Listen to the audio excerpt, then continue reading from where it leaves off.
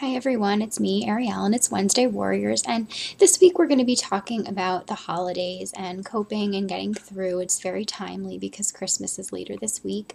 You can see my kitten in the background. My husband and I just got two brand new kittens, and they're 7 months old. They're brother and sister, and one is actually a special needs cat. So if you hear any weird like hooting noises like an owl, it's actually my cat.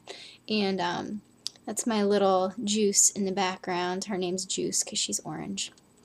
Anyway, if you see anything going on, that's my cats.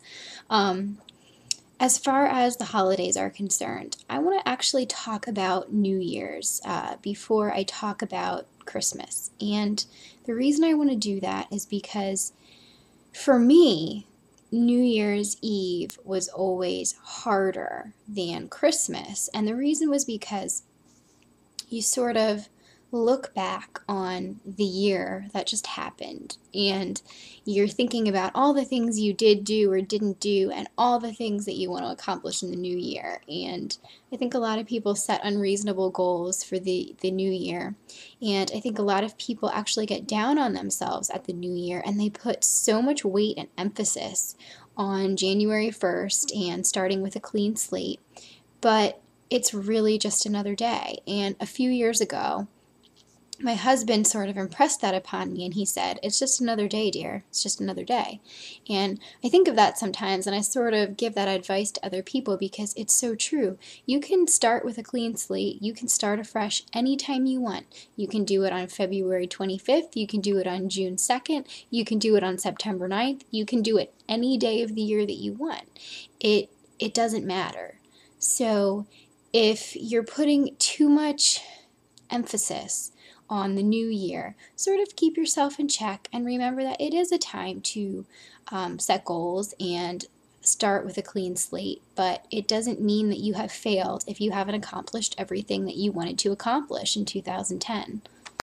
As far as Christmas is concerned and family gatherings, things with a lot of food or a lot of relatives, I usually advise people to have something in their pocket or with them in their purse, someplace that's easily accessible. So even while you're at the table, you can take it out of your pocket and even look at it in your hand or underneath the table to sort of, remind yourself that it's about something more than maybe what you're thinking at that point. And what I mean by that is maybe you're going to write yourself a little note. Maybe you're going to write yourself a little note of encouragement, or maybe you're just going to write yourself one word. Maybe that word is hope or patience or strength. Maybe it's going to be a sentence saying you will be okay or you can get through this. Whatever it is that's going to work for you, try it. See where it takes you. See where you get with it.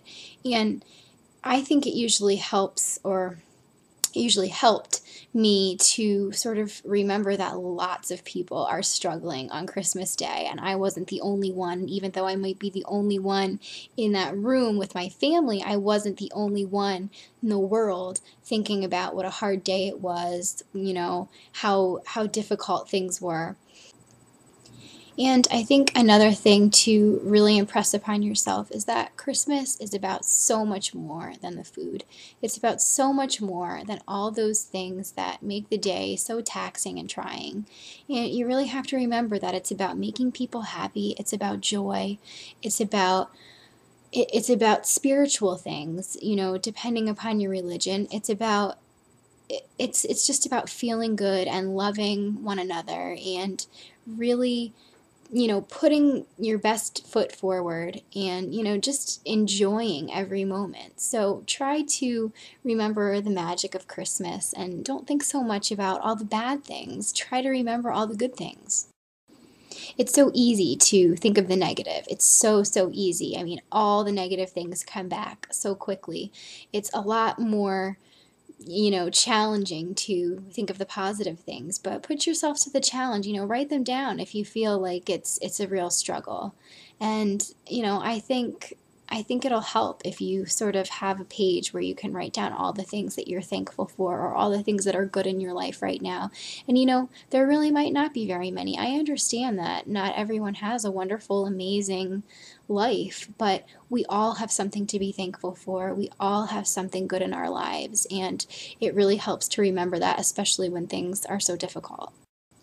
And I do think that doing something for someone else really can help your morale and really can help your whole demeanor, your whole state of mind. If you do something good for someone that really needs it, it goes a long way. It really can improve your entire mood.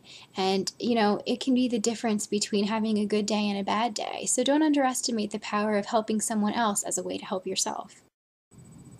A few years ago, I wrote on my blog, actually back in 2007, a post about writing a letter to yourself. And if it's too hard for you to write a letter to yourself as your present self, think about writing a letter to yourself as a child, like writing to the inner child within you, talking to yourself as the little girl or the little boy that you once were. And I think that can help when you find it just ridiculous to treat yourself so kindly. But, I said in this post basically, don't overthink, don't overanalyze, don't do anything but write, just talk to yourself. And there's only one rule, and that rule is that you can't use any negative words: fat, ugly, stupid, bad, anything. You just want to talk to yourself as you would talk to a child and share things with yourself that you want to share, or, basically just tell yourself something that is going to help. And I wrote a little letter a few years ago, and what I said was, Arielle, what can I best do to comfort you? Come here. Lay your head down on my lap and let me tell you what a good girl you are.